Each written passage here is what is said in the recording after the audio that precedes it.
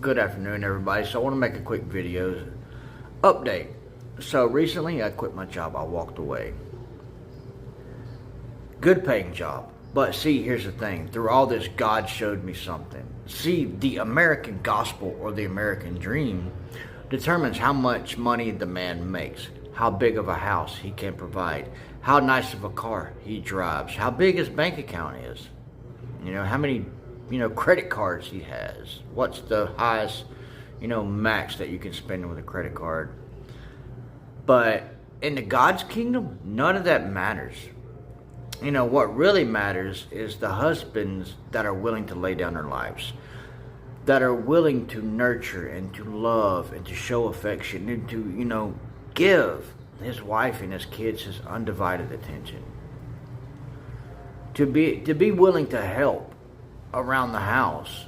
Because fellas, when you provide, when you go to work, you come home, you rest, your job ends right then and there. But the wife's job never ends. And the reason I walked away from this amazing paying job is because I was never home. I was home one day out of the week most of the time.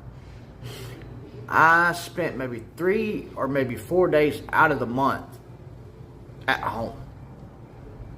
Never really truly home, able to help my wife.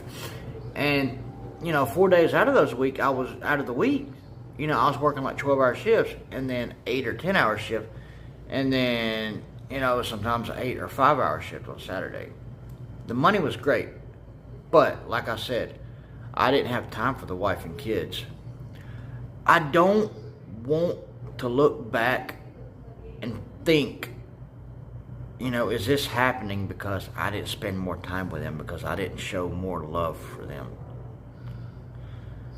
We gotta realize this American gospel, that serves us instead of serving it, has got to go.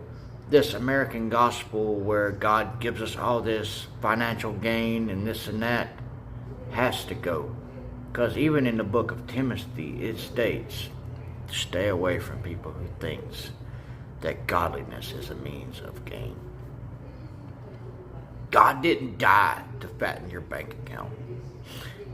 He died so you could have a relationship with Him, to bring you back to the Father, because this is eternal life, that you may know the Father. That's the words of Jesus. So let's learn to know Him instead of just always asking Him for money, because He's so much more than an ATM. He is the Almighty, the Creator.